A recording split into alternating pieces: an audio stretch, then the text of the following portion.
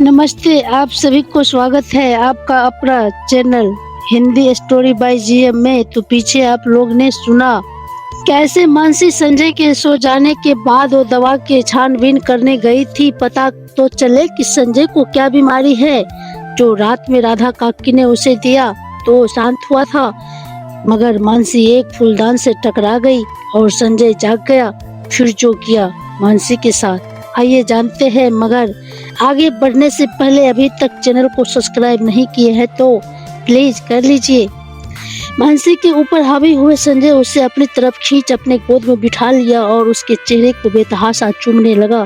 मानसी के चेहरे पर हर तरफ से चूम लिया तो गहरी उत्तेजना से हाँफने लगा, मगर तब तक मानसी साइड टेबल से उठाए दवा संजय को प्यार से बढ़ते हाथ को अपने हाथ में लेकर प्यार से ही कहा, पहले ये दवा खा लो ना। और जल्दी से टेबल पर ढका पानी का गिलास उठा संजय की तरफ बढ़ा दिया। संजय किसी आज्ञाकारी बच्चे की तरह वो गोली निगल ली और पानी का गिलास मानसी को देते हुए कहा, अब कहीं मत जाना हेमा, नहीं जाओगी ना, मुझे छोड़कर कहीं नहीं जाओगी ना, बोलो ना हेमा। संजय मानसी को पकड़ अपने साथ पेट पर लिटा लिया और फिर से किस करने लगा, मगर दवा के असर से वो शिथिल पड़ने लगा और नींद उस पर हावी हो गई।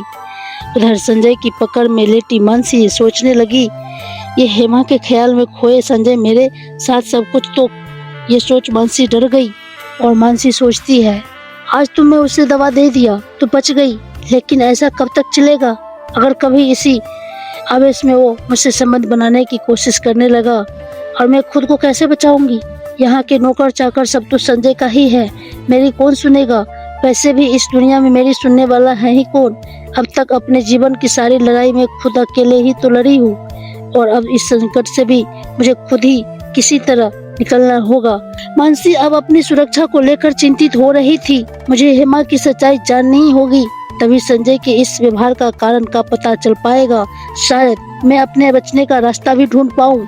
ऐसा सोचते ही मानसी ने हेमा की सच्चाई जानने का निश्चय कर जैसे ही संजय गहरी नींद में चला जाएगा, बाहर निकल हेमा का कोई सुराग खोजूंगी। इस हवेली में कहीं कुछ ऐसा तो होगा जिससे हेमा के बारे में कुछ पता चल सके। जल्दी संजय गहरी नींद में चला गया। उसका पकड़ मानसी पर ढीले हो गए। मानसी संजय का हाथ अपने ऊपर से हटाए और आराम से वहां से उठकर कमरे से बाहर आ गई। बाहर कॉरिडोर में नाइट बल्ब की हल्की पीली रोशनी फैली हुई थी। पूरी हवेली सन्नाटे में डूबी हुई थी। कॉरिडोर में खड़ी मानसी को समझ नहीं आया वो किधर जाए। उसके लिए तो पूरी हवेली अनजान थी। मानसी वहीं खड़ी काफी परेशान थी। तभी उसे ब्लू ऑर्किड की पंखुड़ियां एक लाइन से बिखरी हुई दिखी। उसे देख हैरत में पड़ गई मानसी। अरे ये ब्लू ऑर्किड की ये पंखुड़ियां यहाँ बिखरी हुई कैसे, किसने किया यह और क्यों किया। मुझे इसे फॉलो कर उधर जाना चाहिए जिधर तक ये पंखुड़ियां की लाइन गई हुई है।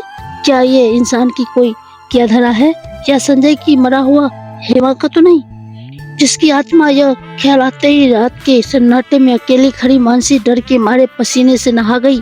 तभी उसे बड़ी आवाज सुनाई दी, ऑर्किड पेटल की लाइन जहाँ खत्म होती है वहाँ पहुँचो। अचानक ये आवाज सुन मानसी डर गई और किसी तरह हिम्मत कर उसने आवाज की दिशा में सर घुमाकर देखा तो उसे एक साया वहाँ से जाता हुआ दिखाई दिया। वो अभी कुछ समझ पाती इससे पहले ही वो साया अंधेरे में कहीं खो गया। कौन था वो साया? अगर वो मेरी मदद करना चाहता है तो फिर सामने क्यों नहीं आता? क्या करूं? उसकी बात मान उधर जाऊं? क्या करूं? मानसी काफी देर तक अपने सामने फैले ब्लू ऑर्किड के पंखुड़ी को देखती रही और अपने ही ख्याल में उलझी रही। शायद ये ऑर्किड पेटल की लाइन वहाँ जाती है जहाँ हेमा का कोई सुराग मिल सके, या फिर मेरे लिए वहाँ कोई खतरा तो नहीं।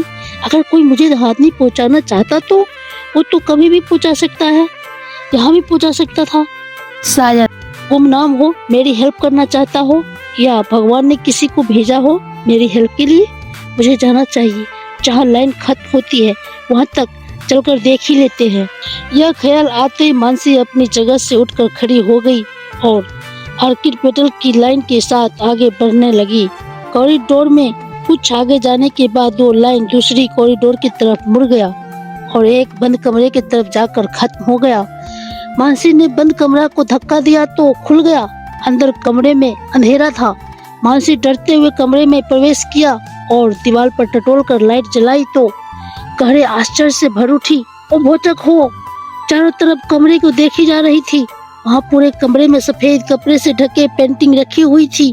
कमरे के बीचों बीच एक छोटे से टेबल पर ढेर सारे मिलान परफ्यूम की कुछ खाली कुछ भरी शीशियां लुढ़की पड़ी थी।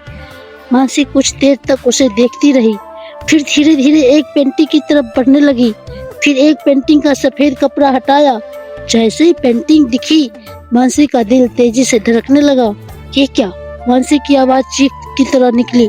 सामने एक लड़की की पेंटिंग थी जिसका चेहरा उससे मिलता था। कांपते हाथों से मानसी ने दूसरा कपड़ा हटाया तो फिर वही चेहरा, फिर वही तीसरी पेंटिंग, फिर वही चौथा पेंटिंग। हर पेंटिंग के नीचे लिखा था हेमा। मानसी के दिमाग में सन्नाटा छा गया। ये कैसे हो सकता है? क्या हेमा मैं खुद हूँ? क्या कोई और? मानसी उलझी हुई है। अपने ही चेहरे को पेंटिंग में देख मानसी बिल्कुल उलझ गई है। तभी कोने में कुछ हलचल हुई। मानसी का शरीर ठंडा पड़ गया। कमरे में कोई और भी था। वो कौन होगा? क्या करेगा मानसी के साथ? कौन हो सकता है? अगर आप लोग को जानना है तो चैनल को सब्सक्राइब कर लीजिए। तो बताएंगे नेक्स्ट पार्ट में। दोस्तों कहानी कैसी लगी कमेंट कर बताएं। तो अब हमें इजाजत दीजिए, फिर मिलेंगे। और हाँ, आप लोग को कोई परेशानी ना हो इसलिए हमने प्लेलिस्ट बना दिया है और प्लेलिस्ट का लिंक हर पार्ट के कमेंट सेक्शन में दे दिए हैं, जहां से आप लोग सारे पार्ट सुन सकते हैं। तो अपना ख्याल रखिए, मस्त रहिए। तो मिलते हैं नेक्स्ट पार्ट को लेकर के। तब तक जय हिंद।